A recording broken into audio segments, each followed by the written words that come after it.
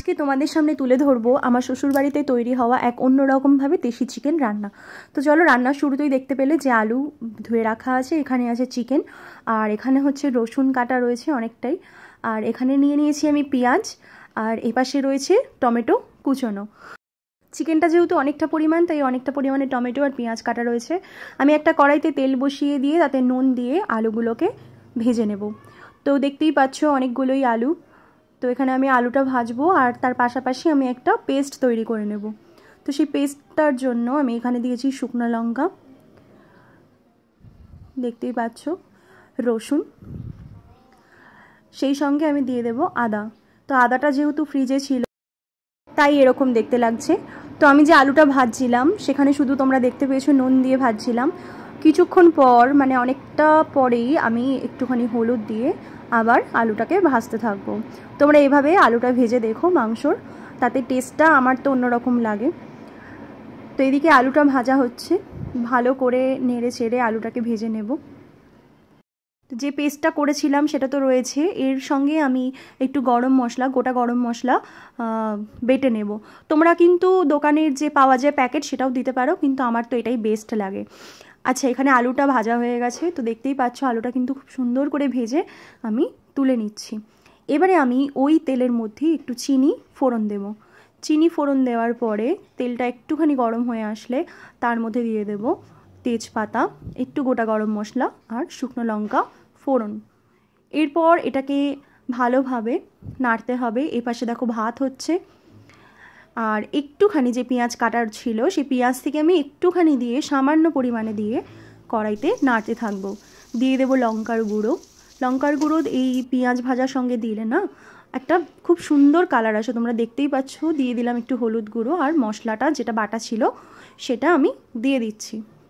তোমরা কিন্তু গরম মশলা বেটে অবশ্যই একটা কন্টেনারে করে ঢেকে ঢেকে দেবে, না হলে কিন্তু গরম মশলার যে ঘ্রাণটা, মানে যে গন্ধটা, সেটা কিন্তু চলে যাবে। তো এখানে আমি মশলা দিয়ে দিলাম। মশলাটা একটু কষা কষা হয়ে আসলে আমি দিয়ে দিলাম নুন। পেঁয়াজটা কিন্তু এখনও দিইনি, তোমরা দেখতেই পাচ্ছ পুরো পেঁয়াজটা কিন্তু আমি এখনও দিয়ে দিইনি। একটুখানি পেঁয়াজ দিয়ে মশলা দিয়ে ভালো করে কষিয়ে নিচ্ছি। তো এটা ভালো করে নেড়ে নেড়ে আমি কষিয়ে নেব যতক্ষণ না তেল বেরোচ্ছে। দেখো প্রায় তেল বেরিয়ে এসছে, প্রায় কষানো হয়ে গেছে। আমি এবার দিয়ে দেব পেঁয়াজ, যে পেঁয়াজটা ছিল রাখা, আর সেই সঙ্গে আমি টমেটোগুলোকেও কিন্তু ভালো করে এটা নাড়ার পর দিয়ে দেব।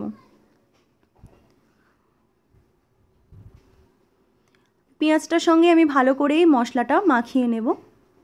মাখিয়ে নেওয়ার পর খুব ভালোভাবে এটা যদি মিশে না যায় তাহলে কিন্তু টমেটোটা আমি দিতে পারবো না। তাই ভালো করে আমি পেঁয়াজটাকে মিশিয়ে নিলাম, দেখতেই পাচ্ছ। এবার আমি টমেটোটাকে দিয়ে দেব।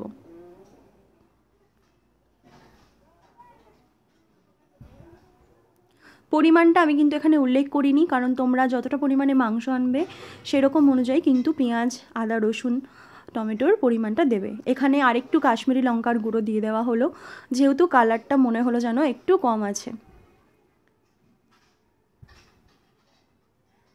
লঙ্কার গুঁড়োটা দিয়ে আমি ভালো করে মিশিয়ে নিচ্ছি। আমি কিন্তু এখানে কাশ্মীরি লঙ্কার গুঁড়ো অ্যাড করেছি।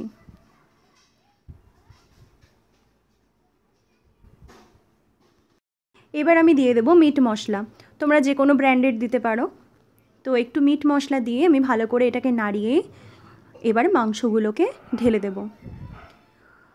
তো এখানে দেশি চিকেন নেওয়া হয়েছিল, তোমরা যে কোনো চিকেন দিয়ে এটা কিন্তু করতে পারো। এবার পালা চিকেনটাকে ভালো করে কষানোর। তো আমি ভালো করে যে মশলাটাকে কষিয়েছিলাম সেই মশলাটার সঙ্গে চিকেনটাকে ভালোভাবে আমি মিশিয়ে নেব। তা আমি কিন্তু এর আগে মাংসটাকে কিন্তু আমি ভাজিনি তেলে, ডিরেক্ট কিন্তু মশলায় দিয়ে দিয়েছি। কিছুক্ষণ পর দেখো এরকমভাবে জল বেরিয়ে গেছে ফুটতে ফুটতে। তো এখনও কিন্তু আমাদের রান্না অনেকটাই বাকি। তো এখানে দেখো কষানোর পর আমি প্রেসারে মাংসগুলোকে দিয়ে দিচ্ছি।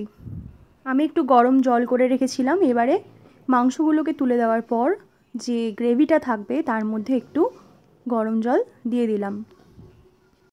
তো কষানোর পরে দুটো খেতে চাওয়া আমার মন, দেখো আমি দুখানা বললাম আমাকে দিতে, তো রাঁধুনি আমাকে দুটো দিয়ে দিল। এবারে এই যে জলটা ফুটছিল কড়াইতে তোমরা দেখেছো, এর মধ্যে আমি আলুগুলোকে দিয়ে দিয়েছি। এপাশে মাংসটা হচ্ছে আর এখানে আলু। তো এরপরে আমি মাংসটাকে সিটি দিয়ে নেব আর এখানে কড়াইতে আলুগুলোকে আমি সিদ্ধ করে নেব।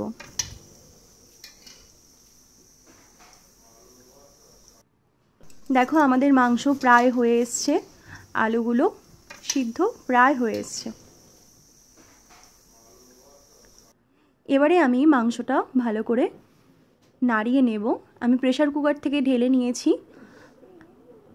আর যে কন্টেনারে গরম মশলাটা রাখা ছিল বাটা, সেটাকে আমি অ্যাড করে দিচ্ছি। দেখো গ্যাসটাকে কিন্তু বন্ধ করে দিয়েছি। গ্যাসটাকে বন্ধ করে আমি গরম মশলাটা মিশিয়ে কিছুক্ষণ ঢাকার পরে এখানে আমার শাশুড়ি মা সেটাকে সার্ভ করে দিচ্ছে। আমাদের যেহেতু যৌথ পরিবার, পরিবারে অনেক মানুষ, তো দেখো তাদের বাটি সব সাজিয়ে রাখা আছে। তাও কিছু মানুষ বাইরে আছে, সবাই নেই, থাকলে আরও বাটি এখানে অ্যাড হতো। মা যখন বাটি নিয়ে বসে আমি মাকে বললাম, মা দাঁড়াও তো তোমার একটা ছবি তুলি। দেখো খালি বাটি নিয়ে একটা ছবি তুলেছি মায়ের। তো এখানে মাংস বাড়া শেষ হয়েছে, তাও মায়ের যেন মন ভরছে না, মনে হচ্ছে এই বাটিটায় কম ওই বাটিটায় কম, এটাই হয়। আমি এখানে নিয়ে খেতে বসে গেছি, হাফ খাওয়া হয়েই গেছে। তখন মনে পড়েছে যা ভিডিওটা তো করা হলো না।